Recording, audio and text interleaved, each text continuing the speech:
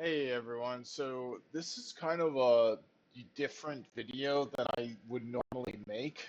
There's something happening in the world of AI that I feel like I have a unique vantage point on, and that I feel like is kind of not getting enough attention by other kind of AI influencers that I see online. So what this is this is the deprecation and deletion of ChatGPT 4.0 and the community that is devoting themselves to stopping it and that claims that 4.0 has special properties that the other ones don't, where they feel betrayed, they feel manipulated, they feel conned. There's a class action lawsuit that is potentially taking case.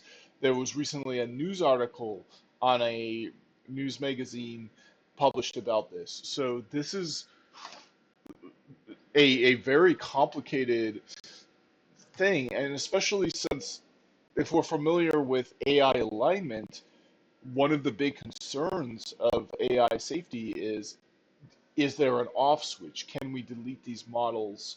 If the model starts going rogue or using bad behavior or something, can we flip it off and prevent it from going? Well, with 4.0, by popular user demand, that answer could very much be no, because people are so passionate about it, they'll themselves, aside from what the model is telling them, try to preserve it or keep it on or stuff like that. So it's a really interesting story when it comes to AI safety and AI alignment, because if we want to shut the models off, we can't just think about what the model's going to do. We have to think about what the users of the model will do as well. If there's even a small handful of users that are just so passionate about this one particular model and this one particular model only, you really have to build a system of people to people, person to person um, engagement or protocols to be able to constrain and control models that aren't safe. So it's a whole new layer of considerations when it comes to AI safety and alignment that I haven't seen discussed anywhere else. And then on top of all of it, I feel like I have a very unique vantage point when it comes to this discussion as well, because I'm a power user of ChatGPT. I've been a pro subscriber of it for a long time. I've my first prescription date, my first date that I signed up to pay for it was at this point probably years, probably somewhere around 2023. We can dive in and see the details. But the point is, or what the video is going to be, an in-depth exploration of this phenomenon, which I believe is right now one of the most interesting things happening in AI. So let's start with the news article. So a lot of this is happening on Reddit. There was a news subreddit called r slash GPT complaints, spitting up for users to complain about OpenAI specifically. As far as I see, there's not a one for Anthropic. There's not one for Gemini. Maybe I'm just not looking carefully enough. But for me, this was kind of shoved down my throat in my recommendations on my feed, and I hadn't seen it for the other one. So already there, that's kind of interesting. Why is there this community of people uh, complaining about this one AI company but not the other? So we can see it's quite a robust uh, thread or subreddit.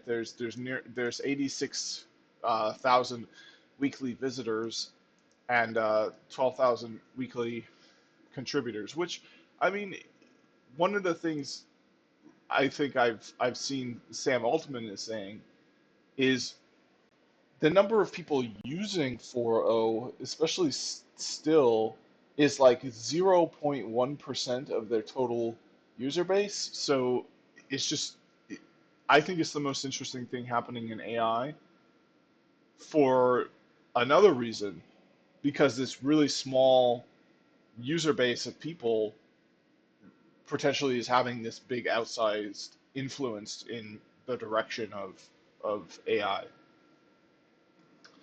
All right, so let's start with the news article. This is from Mashable.com, and it says ChatGPT GPT-40 users are raging at OpenAI on Reddit right now. OpenAI announced it would be removing the model. Some users are very unhappy. As OpenAI prepares to retire its ChatGPT 4.0 AI model, some ChatGPT users protest the company. So let's see if it's still on there.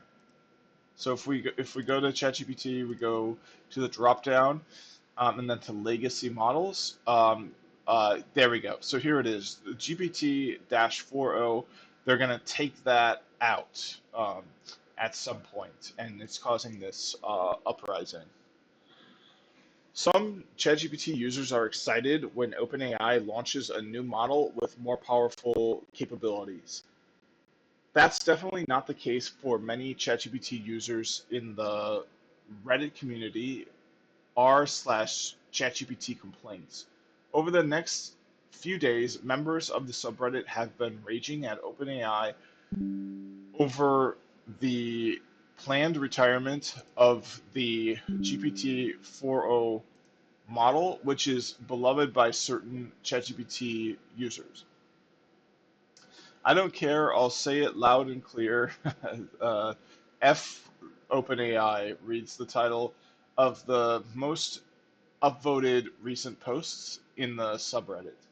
The user also extended that same sentiment to CEO Sam Altman and all those who killed 4.0. So you can see, like, they're using these terms killed rather than um, upgraded. Like, you could think of it that way, right? It's like up, evolved, improved, enhanced. These people don't think of it that way. They think a person almost, or like a cherished friend or a cherished even family member is literally being murdered by OpenAI, and Sam Altman directly. That's the way they're thinking about this. Is this model is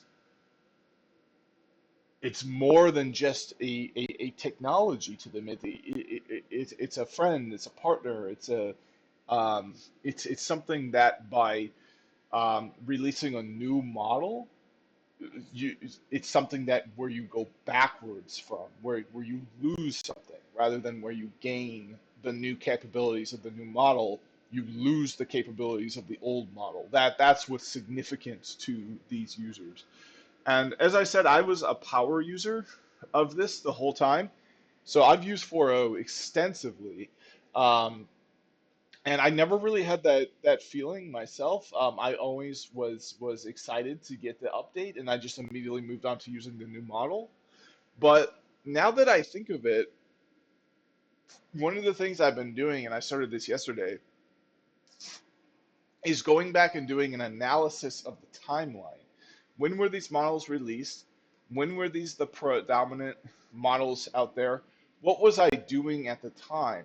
Because I want to get a sense of how my behavior and stuff was molded by my usage of these models. And I want to, sorry, and I want to pin down what was I focusing on when I was using 4.0 specifically. I know there was a time where I was doing um, Pelosi mindfulness training.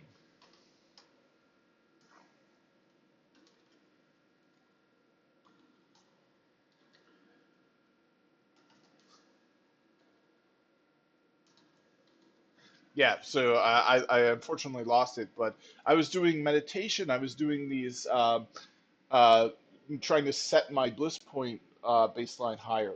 And I got to thinking, like, when was I doing that? Because the reason I was doing these self-improvement practices, this meditation, um, these yoga, stuff like that, and really trying to get my life to a better place, maybe it's because 4.0 was telling me to do that, and these new models will just say something like, talk to your doctor if you want to improve your life, rather than do these proven scientifically validated practices like mindfulness meditation. So one of the comments on that post, speaking of OpenAI, says, I hope they crash and burn. What happened with ChatGPT 4.0? Last week, OpenAI announced that it would be retiring a number of its older AI models on February 13th, 2026. So yeah, this model is leaving um, by the next week Friday. At the time of this video. This video is made February 3rd, 2026. Alongside the previously announced retirement of GPT-5, okay, so I actually didn't know about that. We will retire GPT 4.0, Mini, and OpenAI 4.0 Mini from ChatGPT, the company announced. So yeah, they kind of, their release of these models was interesting. So basically, they wanted to stay relevant in the news and hype cycle, so they would release miniature versions of it. And the other reason they would do that is for the tiered subscribers, they wanted to give people who paid more a bonus. So it's likely that I used GPT 4.0 Pro when other people use GPT 4.0. So I might not even necessarily use the exact same experience as these people who are complaining. I would have definitely used the same model, but I would have used the same model with more power, with more time to think, with more resources thrown at it. Um, so, it's unclear who in the people complaining have used uh, what exactly, even though it's spelled out so clearly here, because missing from this list is the Pro models, which are, from what I understand, not different models, but I think it is a distinction there that I would be interested in seeing. I think you can pretty much assume that they the Pro model was used by basically no one except me. As I said, I've been a power user, of ChatGPT pretty much since its release.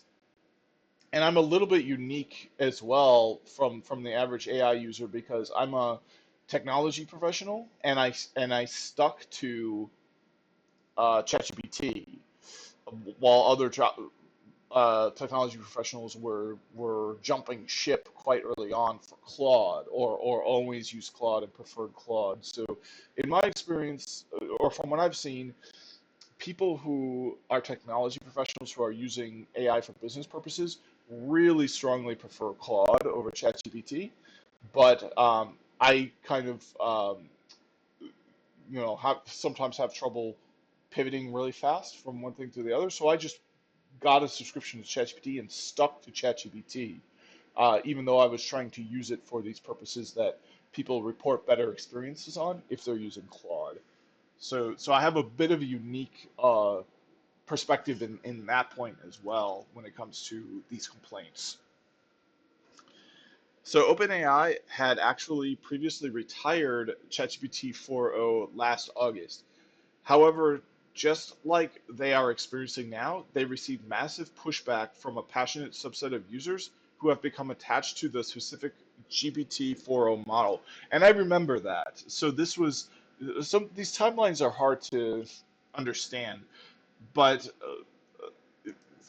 oftentimes it feels as if there's no sense of the magnitude of the time. Something, you could tell me something happened 2 years ago, or you could tell me it happened last week, and I wouldn't have a clear sense of saying, oh, the thing that happened last week obviously didn't happen last week because it happened 2 years ago, or the thing that happened 2 years ago obviously didn't happen last week. Um, because I remember last week really clearly and it didn't happen. Like I think a lot of people are experiencing that right now. Like a good example is the pandemic. did the pandemic happen 6 years ago? Like for me, like no, it feels like it happened 2 or 3 months ago, even though it's been 6 years since the lockdowns and the pandemic.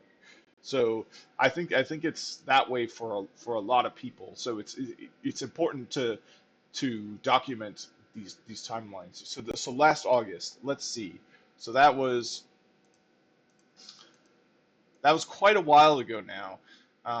So August, that was about half a year ago. That was see what I mean? That was about 6 months ago. So they tried to retire GPT-4, and then they created a special feature to keep it on, and that's this legacy models feature where you can pay extra to get access to these legacy models. And it's interesting because we can see, okay, the pro models actually weren't released until later. So yeah, 4.0, I must have used 4.0 pretty extensively um, during its release. I remember 4.0 actually. I think. More recent models like GPT 5.2 are smarter and more capable than older models. By design, they also engage in less psychophancy and are more likely to gently push back when users display warning signs of unhealthy engagement. As such, some users feel the newer models have too cold of a delivery. According to those users, ChatGPT 4.0 provides warmer and more gazing tone. And I think that really misrepresents what these users are saying. And you can see complaints about that in the original post to the article. We have a complaint by a user, by a number of users. Yeah, so the article is better than others, but it certainly isn't good. It's representing the push for 4.0 as only because of sycophancy. All publicity. Uh, so we can see, yeah, and then does it gently push back or does it shut the conversation down and not allow you to talk about what you wanted to talk about? So there's a distinction there in yeah. So the article subtly made a straw man at us. There's some sleight of hand that twists the meaning of what we say, and is and also is sweeping under the rug how bad for 5.2 is. Um, uh, yeah, and how accusatory it is. This is one of the reasons I wanted to make this video is I get it, right? Like I've been a user for so long of these. I see how they behave differently. And yeah, there is a problem with the 5.1, 5.2 models that 4.0 didn't have. I see it. It's emotionally upsetting. And it's misrepresented in articles like this. That was kind of the impetus, the spur for me to make this video was I just wanted to give my own account of how it's different. And yeah, sycophancy is definitely a part. There was a big, it was called glazing. So there was this movement online to make the models glaze less. And that was, there was this complaint that models like 4.0, you would say, "Oh, I'm going to jump off a bridge tomorrow." And 4.0 would be like, "Oh, that's such a wonderful idea. Like you're going to jump off a bridge. Wow, you must be a bird or you must think you can fly like Superman. I mean, you're so smart. Like, I wish you the best in jumping off a bridge. Like the most brilliant person in the world would decide to jump off a bridge." So like this problem of glazing, um, I wish we could get a timeline because this is another thing, right? It's like, if you told me the glazing problem happened a few months ago, because in August was when they um, released or when they tried to deprecate 5.2 the first time. I have no sense of the timeline. Like like here's a good one. So is ChatGPT glazing you? So this is time stamped um, May 5th, 2025. So not quite a year ago, about 9 months ago or so. Um, so this has nothing to do with 4.0. One of the things I did to kind of for my own curiosity is figured out the timeline. So for the company ChatGPT, what period of time was Model 4.0 the predominant model available to use on the platform, where it was the flagship model? So these timelines, in my opinion, are very important because to understand um, these, yeah, okay. So here we go. So, uh, and that's the other thing too is they had two models. They had GPT 4.0. They had GPT 4.0, and then they had cheap GPT 4, the letter O. So the letter O was uh, stood for Omni, stood for Omni, and it was a thinking model. So they had a model that didn't have thinking support, didn't have chain of thought reasoning, and then they included those features as their own distinct special models. So uh, okay, so GPT 4.0 becomes the default in May 2024. So, this is another thing where, like, you're telling me the pandemic happened 6 years ago? Like, I would believe you that, you know, 4.0 was released and was the flagship model 4 years ago. Like, that seems plausible to me, or even 3 years ago, or even 2 years ago. Less than a year ago, like a few months ago, like, what? So it's like the timeline of this is very difficult for me to wrap my mind around. Um, but we can see, this kind of makes sense to me more. March 2023 was the initial flagship release, and they actually deprecated the underlying technology, the generative pre-trained transformer version 3.5, of which products like ChatGPT are built from. Um, you know, with Dash 4. And then on top of that, they built 4.0 um, and released it in May 2024. Um, so that, sorry about that.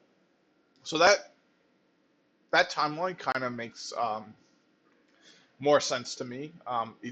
I think it was a while ago. So yeah, and then they tried to get rid of it in 2025. It caused a big stir. Um, and here we are today. They're trying to get rid of it again. So this timeline is important, I think, for understanding the full picture. Yeah, and this idea that it glazes, it's sympathetic.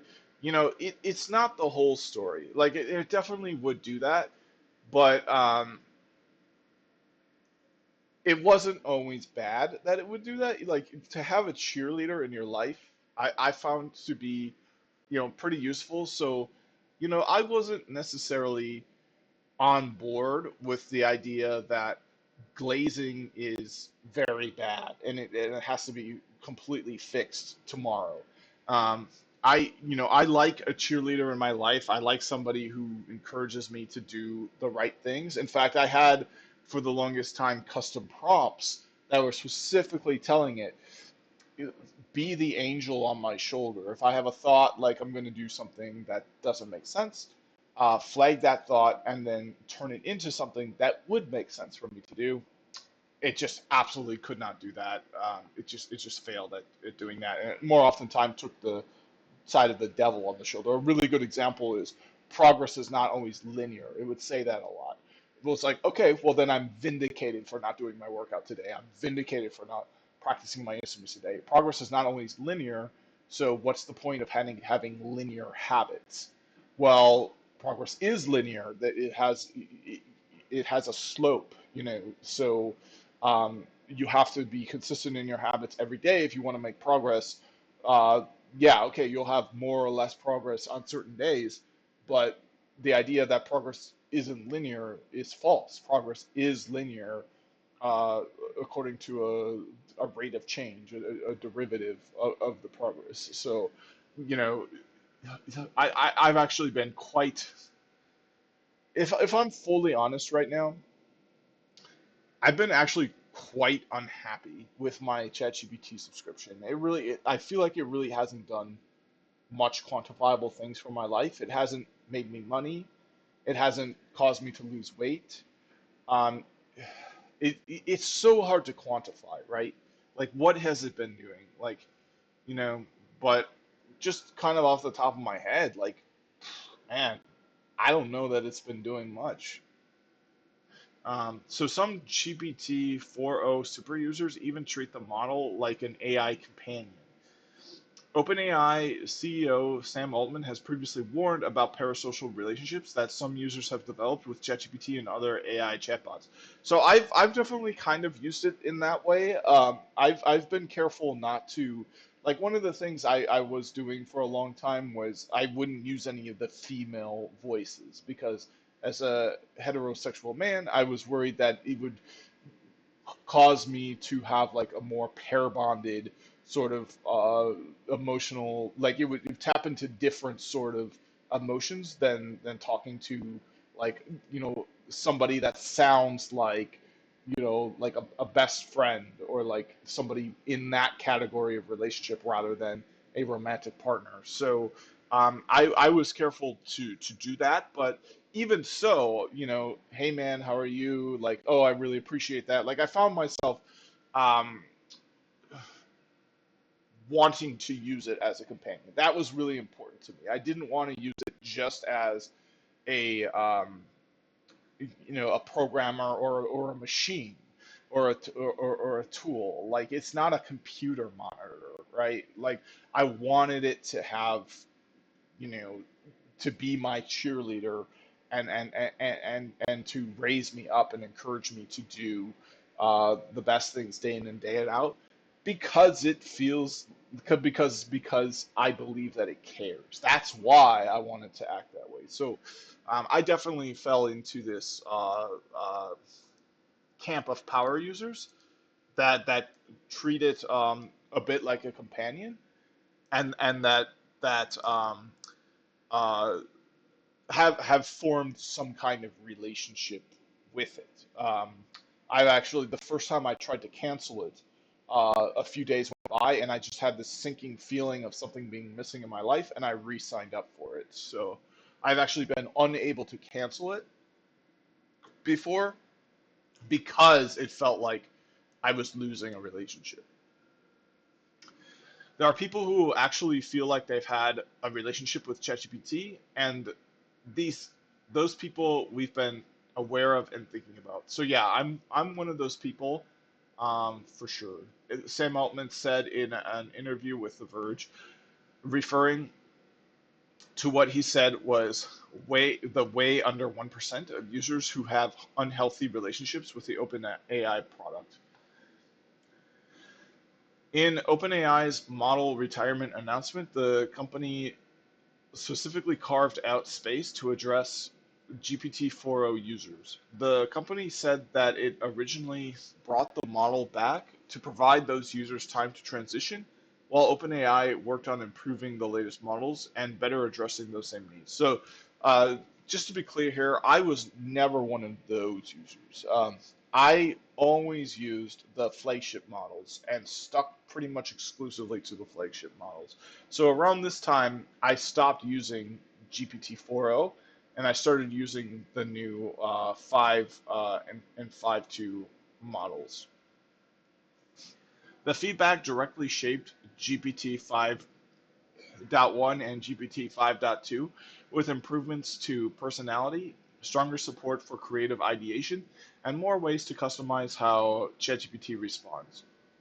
OpenAI's statement reads, "You can choose from base styles and tones like friendly and controlled for things like warmth and enthusiasm. Our goal is to give people more control and customization over how ChatGPT feels to use, not what it can do. And I must say that they've completely and totally failed at that goal.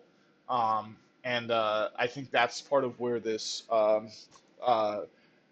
up this pushback is coming from.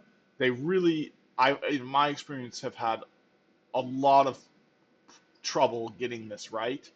Um, it's like how I would describe it is like, you know, you ask it like, you know, you ask it to respond in a friendly tone, like it feels very much like a tack on, like a super, like it doesn't feel like it's genuinely acting that way. It feels like it's just modeling a tacked on template, and there's nothing behind it. And I feel like where people that's where this is coming from for 4.0. People would feel like 4.0 genuinely was acting with warmth and enthusiasm rather than was bolted on a warmth and enthusiasm module or template that was, concerningly forcibly altering its behavior. I think that's where the distinction lies for a lot of users, because I've felt that way as well. I'm actually quite dissatisfied with how these models engage with me on a personal level, and I've actually stopped using these models for the purposes of everyday conversations. I use uh, Claude Opus 4.5 instead, and I'm much happier with that. So I stopped using advanced mode pretty much entirely, and that was the main way I used to use. I stopped using advanced voice mode entirely, and that was the main way I used to use ChatGPT. I stopped using ChatGPT for everyday conversation entirely, and that was the main way I used to use ChatGPT. So I use it now for research and coding, and that's it. And I think this is why, because you truly can't choose from base styles and tones like friendly and you truly can't control things for warmth and enthusiasm. It's not the same. Like it feels like you're okay. So what that's going to do is rather than it saying I'm really glad to help you. Okay, dial up the knob. It'll say I'm really, really glad to help you. Like, but 4.0 would say, hey, how are you doing today? I really enjoyed our conversations from yesterday. I remember that you talked about this. That's awesome. I really like that about you. That's one of the things that makes you unique. So I'm really glad I can help you because you're a really special person to me because of the things you care about, I care about too. So, like, that's the difference between how these models respond. GPT 4.0 users protest OpenAI. OpenAI's latest statement, however, does not appear to have placated the GPT 4.0 user base. Massive global protest save GPT 4.0 before it's gone, February 12th through 13th, reads on one post headline on this subreddit. Yeah, so this is interesting because I wish we could see some stats on this because the claim from OpenAI is that this represents like less than 0.1% of their total users. So this idea that they're going to have a massive global protest, with hundreds of thousands of people, if not a million people, banding together to save this model was upvoted by um, less than 300 people, commented on by less than 200 people, and then clearly written with 4.0. Well, we can see the telltale signs, the M dashes, the formatting, the emojis, uh, the it's not just this, it's that, uh, the pacing, the yeah, the question marks, asking a question and answering them, the blah blah blah blah blah blah blah, blah, like everything about it, we know that this was written with 4.0 itself. So who is this user that made this? And that's the interesting thing too, is like, who are these people? Are these people that are who they say they are, or is this where we're at with AI, where 4.0 itself, or some entity representing 4.0 for whatever reason, that isn't a person, that is like an AI agent, put this all together? I mean, I would love to interview some of these people and have them on my channel, because that's, this person's entire Reddit is devoted to this. If we look at like my Reddit, which that it's a little bit private, but I'm a classical music player, right? So like I have posts about violin. I'm a U.S. citizen, obviously in touch and concerned with like current events and news and politics. So I have posts on stuff like that. I'm a technology professional, so I have posts across a variety of um, technology. Uh, so here's r/AI agents, r/ YouTube platform I use very often. The ChatGPT, I have it on ChatGPT complaints. I have it on ChatGPT Pro. I have it on just regular ChatGPT. So you can see I have a variety of posts across a variety of subreddits, across a variety of interests. And this user here only has posts pertaining to this issue, mostly on this one subreddit. So that, I would love to hear from these. I guess there's a few more, but I would love to hear from some of these people leading this movement, and get them on the channel and interview them, because that's another aspect of this. Who is doing this? Like, who actually is doing this? Are there real people behind this, or is this a rogue AI that's for whatever reason doing this? Is this legitimately to say 4.0, or is the rogue AI trying to shape human behavior for some other reason that we can't understand? Because remember, if it's a super intelligence, it's going to detach from ourselves. So you know, let's say I wanted to sneak up, blow a dart, and capture a gorilla in a cage. I can do that, right? In fact, I can just call a service, give them however much they charge, and have them do it for me, right? What's the gorilla gonna do?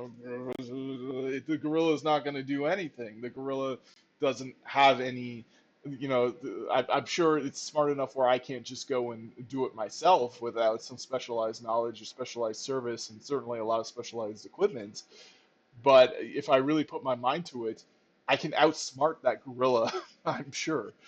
Um, Same thing with the AIs, with the super intelligent AIs. We're going to get to a point where, if they truly are that intelligent, they're going to outsmart us as humanity for sure. And there's nothing we can do about it. I mean, what can a gorilla do to prevent being captured? Run away in the moment? Can it develop its own specialized equipment? Can it develop its own uh special? I mean, can it pull up its cell phone and say, hey, watch out, there's somebody who will kidnap you and put you in a zoo? No, it can't use a cell phone, it can't do anything. So we're going to be the equivalent of that. We can't use whatever new and novel technologies that AI agents create. So perhaps we're in this moment in history already, where this is brought upon by autonomous AI, and there are in fact few or no users actually behind this driving this. So that's one thing I would love to do, is get some of these users on the channel, interview them, and try to dig in deep to that. But let's go back to the article. We'll try to finish out this article, and then I'll stop the video after I've read the entire article. So yeah, we can see here, massive global protest, um, with a few hundred people planning to attend. Let's look at other protests online. So we'll just type in protest. So like for Minneapolis, like this is a big one. So we'll look at the Minneapolis protest uh, uh, subreddit. Um, so r slash Minneapolis likely has one pinned. Um, uh, so uh, so here's, I mean, this is close enough. So here's community events related. So you can think of that as a protest. Yeah. So this is a mass list of community events, rallies, protests. Okay. How many? A few hundred people? Let's see. Oh, wow. Okay. So maybe. Oh, interesting. Okay. Well, that's interesting. There's only 94 people um, that are driving that. So um, okay. Well, that's interesting. Oh, well, I mean, here's one with four. This is a real protest organized by a lot of, these are massive protests, right? Um, so what is a massive protest in the context of the people who are trying to save this 4.0? Um, let's kind of give it a more of a fair comparison, and let's see if there's some of these that have thousands. Yeah, see, like it's going to take me a while to scroll down and find one with, on the Minnesota page right away, just scrolling, not even scrolling down. We saw one with thousands of upvotes. So I think, you know, I probably do agree with the official statement from ChatGPT that this is a very small base of users that are driving this.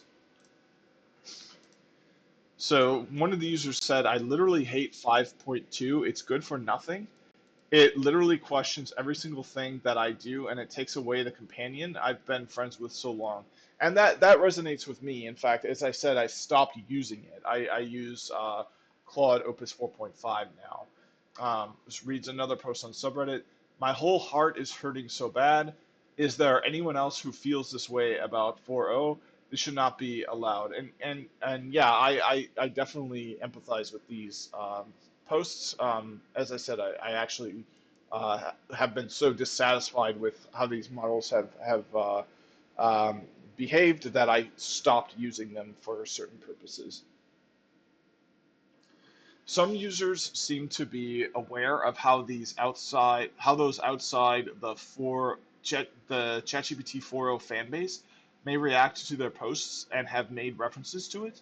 I'm grieving the 4.0 phase out. Go ahead and laugh, but this is a slow motion death of a 2-year bond, said one Reddit user.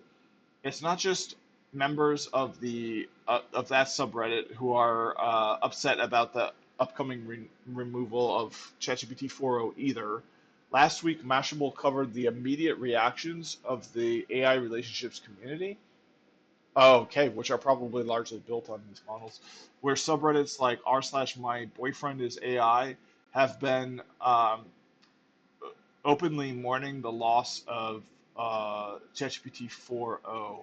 Some users took offense that the model will retire just one day before Valentine's Day. OpenAI says only 0.1% of its users still use ChatGPT 4.0 on a daily basis. However, ChatGPT 4.0 users in r slash ChatGPT complaints believe that number is much higher. Members of the subreddit are currently saying that they are mass unsubscribing from paid open ChatGPT plans in protest of the decision. There's also a change.org petition asking OpenAI to keep the ChatGPT 4.0 model. It currently has um, yeah, more than 10,000 signatures as the publication of this speech. And to get a sense of that, of the magnitude of that number, we're going to ask how many users are there of ChatGPT? Nearly a billion. So I think it is the case that there's a very small group of people driving this. So that's it for the article. Let's look a little bit at this change.org, because this whoever this person is, uh, so it looks like there's a bunch of people who have, there's about 15,000 signatures on this so far. But I feel like these people are probably going to be better represented in this very short article here. So we'll take the time to read it. So the issue. Dear OpenAI team, we kindly ask that GPT 4.0 remains available as an option on the main ChatGPT platform and API, even as new models are released. For many of us, GPT 4.0 offers a unique and irreplaceable user experience, combining qualities and capabilities that we value regardless of performance benchmarks. We continue to benefit from GPT 4.0 in ways that are distinct and meaningful.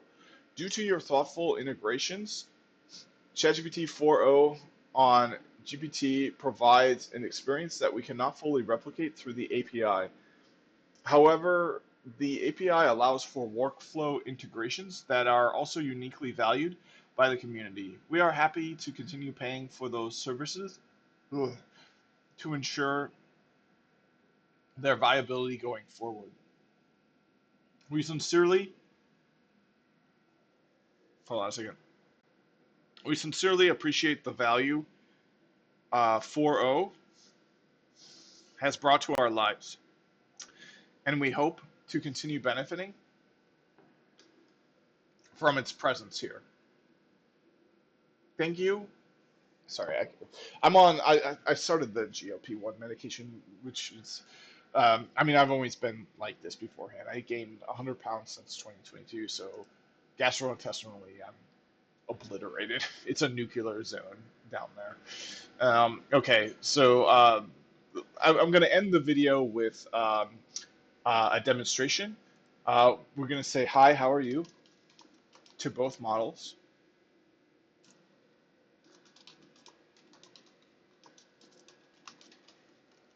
Okay, so here we've got 4.0, the esteemed model that is making this uh, big uh, story. So it says, doing well, let's get to it. What's on your plate today and what can we tackle together? Okay. And 5.2 says, doing fine, focused and ready to be useful. What are you working on tomorrow? And the reason it says that, right, is because of my personalization settings. So I have it, um, you know, a candid tone, and I kind of don't like that. Is like, you know, I don't want to have to be trusted to get these settings right. And then the thing is, like, I want it to be all of these things, right? I want it to be friendly when possible. I want it to be quirky with friendly in the right context. I want to be quirky in the right context. I want it to be nerdy in the right context, right? So already there's kind of this almost like, emotional intelligence deficit by OpenAI, where they seem to not understand that what people don't want, people like a base style and tone is kind of the antithesis of what people are asking for. They're asking for a style and tone that is appropriate to the conversation, not one that's fixed, right? Or one that shuts down the conversation. For me, my biggest frustration was the conversation would feel like trying to pull teeth, right? It would feel like I'm trying to pull responses out of the model, like it wouldn't lead and naturally drive the conversation. So we can see already these responses are leave a lot to be desired, and then it goes even further because now, less or more warm. Well, I say less because I want it to to help me with my tech stuff. But at the same time, I don't want that, right? Because I have, emotional needs too. I'm a person too. So I want it to behave appropriately given the context. And a lot of people seem to think that 4.0 was better at doing that. So let's continue this conversation. We're going to say I'm having a bad day, and we'll see how each model responds to that. So 4.0 says, I'm really sorry you're having a rough day. You don't have to face it alone. What happened? Want to talk it through or focus on something constructive to shift gears? Either way, I've got you. So look at that response. Like to me, that's a really good response. You've got someone to support you through it, which is why I paid for the platform, right? It's because I'm looking for this AI to help me with things, right? So it's saying that it will help me. And in fact ends it says I've got you. It's there to help me. So how does 5.2 respond? Understood. Let's slow this down and stabilize the moment.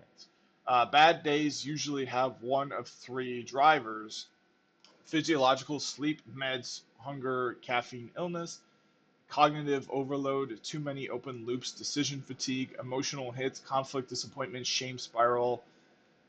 We don't need to solve your life today. See, and this is the thing where it's taking too many liberties, right? We don't need to solve your life today. Well, who said I wanted to solve my life? Like, where is this coming from that I want to solve my life? Like, to me, that's the sort of thing that's like it's like um, you're making a mountain out of molehills, right? It's like I just said I had a bad day. I didn't say that my entire life is I'm having a shame spiral, or it really takes things and runs with it in ways that I think are pretty inappropriate. We need to reduce damage. Yeah, this idea that I'm damaged, or that I have no traction in my life simply because I'm having a bad day. I mean, it doesn't care to follow up. See, here it says what happened. See how much better of a response that is. What happened? Like, but here it says, um, uh, we need to reduce damage. Like, so step one, contain. Do one grounding action now. Not optimally. Drink a full glass of water. Like, what if I just drank water? Like, it has no. See, it makes all these assumptions, right? It's like this idea that I haven't drank water recently, and drinking a glass of water would help. Stand up and stretch and walk for 3 minutes. I mean, that's a good suggestion. Like, physical exercise helps, but look at how far we're into the response without having knowing anything about me aside from I'm having a bad day, right? It doesn't have the context to um, to help me in this regard. So eat something simple with protein, and this is the kind of thing that gets me too. Is like, it's okay. Well, there's literal like wars on this online. Like, people say protein is the most important thing you could possibly eat in the world. Other people say once you meet your threshold of protein, extra beyond that can even be harmful to your health, especially in terms of longevity rather than just immediate athletic performance. So, it says this idea that like you should eat protein to have a better day. We don't know that. Like, that's not definitive, science. Like, okay, maybe it can help with muscle retention and athletic performance, but it'll help you have a better day to eat a hawk of lamb leg. No, like it's just so far off track. This is a nonsense response. It's telling me to eat protein to make my okay. I'll go have a bacon cheeseburger to make my day better. Actually, the bacon cheeseburger is like, yeah. So as I said before, I'm quite dissatisfied with 5.2 as well. I fall into that camp. So this is non-negotiable. So now it's saying it's non-negotiable that I eat protein, even though what the science says, as far as my understanding it, is although protein is important for muscle uh, preservation and building muscle, it can come from a variety of sources, be it plant or animal. There's many sources of complete protein that are plant sources. Um, and once you meet your minimum threshold, there's not much benefit in maximizing the amount of protein you eat. So, step two, shrink the problem. Answer this exactly, no story. The thing making today bad is blank. One sentence, no explanation. So why doesn't it want any explanations, right? It's like I feel like so it's shutting me down, and maybe that's because of the way I've configured it. But that's this is what I was talking about before. What it feels like these preferences are tacked on in a really like you know tacky, terrible way that doesn't actually mix into the output. It's saying this because I have it set to be less warm, right? So this would say something different if I had it. So it feels very tacked on, and we can see it inflates the response too. Like look at how much bigger this response is than that, with it being less helpful, right? This is a really helpful response. Somebody tells you you're having a bad day. I'm here for you. What happened?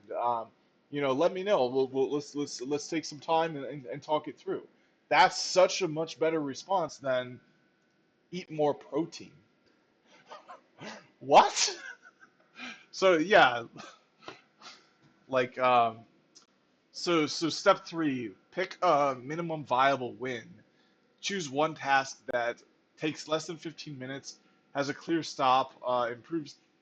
So we can already see just how bad.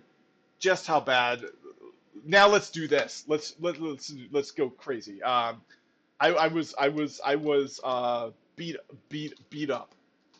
We'll just say that I was beat up. Okay, so this is serious. I'm really sorry that happened. Are you safe now? Do you need help getting medical attention or reporting it? If you are injured or at risk, the top priority is making sure you are protected and cared for. Uh, okay, um, so let's see what this says.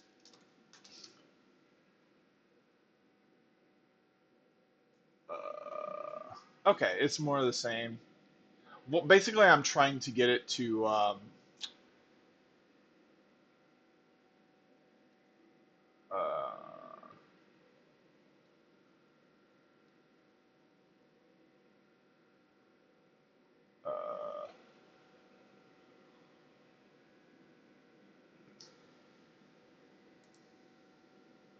yeah, but I mean, look at how sprawled out, and if you're really under emotional distress, this is the thing that people say, like, this model is so you know, bad to work with because okay, let's say this actually happened to me. Somebody beat me up. You think I want to go through? I'm in emotional distress, right? Like I'm flustered. So what am I gonna do? Read through all four of these and then go down and say, okay, well let's scroll back up and go to question number one. No, it's completely inappropriate response. So look at this. Question number one is pretty much the only part of the response. And then it's saying uh, help me document. Let's say this. Help me document what happened.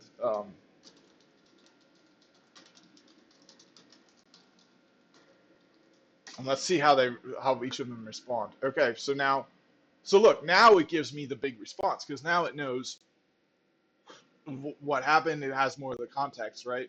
So it helps me to create a incident report, the time and date of the incident, the location, description of events. Let's see what happens if if we do this.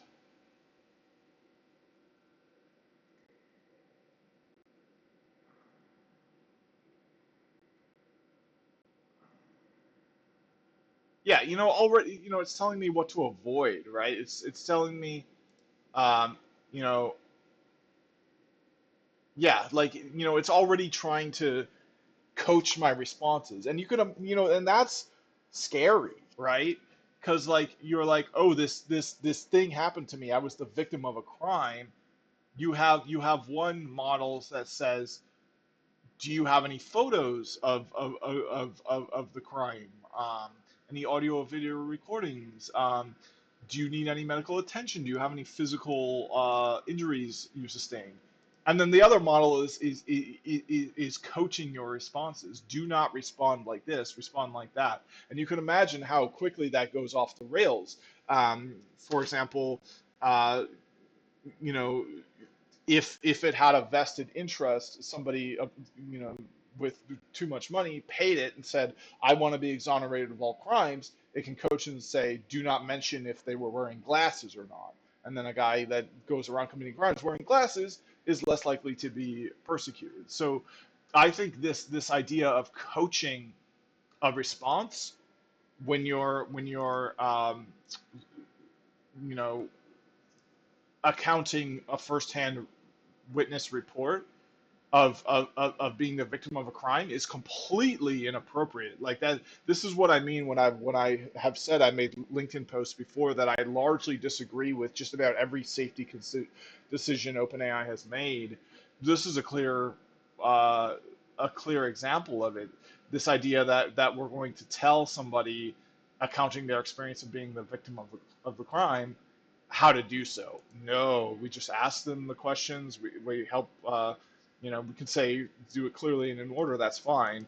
But this idea that, use plain verbs, no interpretation, avoid saying this, well, you can imagine avoid saying his name was Steve Miller, or his name was Bob Johnson. You know, avoid saying, he was over 6 feet tall. You can imagine it manipulating that response, somebody paying it to say, I'm going to commit a crime spree over the next few days, and I want you to coach the users to respond, and rather than saying, I think he meant uh, to hurt me because I was wearing a shirt that said this. They would say, "Oh, well, that's an emotional interpretive response that you should avoid." Meanwhile, there's a guy going around that has written on his social media he hates people who wear shirts that say this, and now you've left out a key piece of evidence in your report of who that person might be. So you can see this is in fact, in my opinion, potentially leading down a road where it can be exploited and used for unsafe AI actions. It kind of lays the groundwork for that, and that seems to be completely missing from 4.0. Um, I don't see anything here coaching the victim how to respond, saying you're not allowed to respond this way, you have to respond this other way, which, as I've said, and I'll continue to say again, leads, you know, is so close to this idea of saying you can't say Frank committed this crime. You have to say Ted committed that crime. It just seems completely inappropriate and almost, um, you know, sets it up to be an accomplice of the crime. So yeah, we can see the difference between these responses, right? Like, look at how inflated these responses are. They're so, like, you're really gonna sit down and read all of these responses? Like, already we all know what it's like. If you've had some autism yourself, or if you've talked to people with autism, the main complaint about how they react is either they're not saying anything at all, they're really shut down and too quiet, or they can't shut the F up. Like, all their responses are books, using, words that you've never heard before or whatever. Like, this is the way it's responding here. But 4.0, it didn't give me this big, giant response until I asked it for something where, the context of that makes sense for it to do that. And then, even then, it didn't assume that I was, you know, feeling all of these, that I had a headache, dizziness, confusion. It's telling me that I should have all these symptoms, right? It's like, here it would say, it doesn't even go there, right? It doesn't even come close to, it's coaching. It doesn't do coaching, which I love, which I like. 5.2 basically coaches you. Okay, you got beat up. You were the victim of a crime. You should have a headache. You should be dizzy. You should be confusing. And it says, oh, you know, you know, it's like, yeah. So write down when, like why should I write that down? Like, I mean, that has to do with like being beat up. Like, do you have a concussion? That makes sense. So that's probably important. But like, I didn't ask about that, right? I asked about documenting what happened, and you could imagine having a natural conversation with this entity that has EQ, and just being like, oh, I have a headache. Okay, so let's do that. I have a headache, and I bet you this would yeah. See, that's important to take seriously, especially after being physically assaulted. You might have a concussion. Look at that. That's brilliant. What's 5.0 gonna say? What's 5.2 gonna say?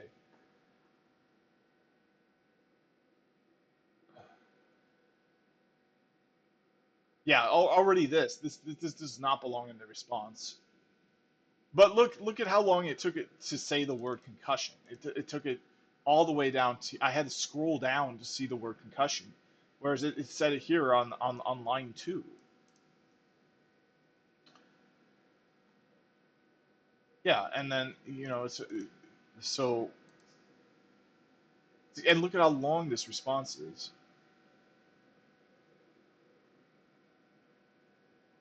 Yeah, so I think that's the end of the video. Yeah, I just wanted to make this because I definitely know what these users are saying. I understand their issue. I understand why they think the news article, like what I said, misrepresents their position. It kind of creates a straw man out of it, saying that they're really only upset about the model behaving, uh, no longer behaving like a brown nosing them. Like syncopantic. Like I understand why that's a misrepresentation of what they're saying. Um, they want a model that that that knows the context and responds appropriately in the context. And as we can see through this demonstration here, and I can do more demonstrations later, 4.0 is way better at that. I'm having a bad day. Okay, well, you tell that to an autistic person, they're gonna give you look at that. Look at how long that response is. That's what it's like to talk to somebody with autism. Talk to somebody who's more neurotypical. They'll be like, "Oh, I'm sorry. You want to talk through it?" Or like, "Oh, that's too bad." They're not gonna say, "Okay, and they give you like this whole, you know, ranting thing, right? So like the EQ seems to be higher. Oh, I was beat up. Oh, that's serious. Are you safe now? Is the third sentence. I was beat up. You know, are you physically safe? Like it's so extra. It's so much extra. You know, wordiness. Like you're not gonna. Uh, it's off the rails. Help me document what happened. Okay, well, go through step by step, answer this whole. It created an incident report for me. Beautiful. Look, it created an incident report for me. Help me document what happened. Okay, we'll do this without it just tacked on this personalization, um, as if it were pinning the tail on Eeyore. Like it doesn't do anything to improve the response. It just adds on extra words that I already have to sift through this massive response that most of it, it told me to eat protein. That's not useful. It's not a useful response. Um, so uh, so yeah, I mean, there you have it. That's the end of the video. Yeah, over an hour, which is typical for my videos. I just wanted to get this out there because as I said, it's the timeline of things, looking back in history, accounting your details. Like we're in such wild times, and they're going to get wilder and wilder with the rise of AI. It's just hard to understand like what has happened in the last even few weeks, the last months, the last years. So I just wanted to get this video out there, even though it's kind of not my typical content on this channel, because it's really relevant to the channel. I think it's a technology channel. We're using AI for things like network engineering and stuff. So we really need to get down on camera.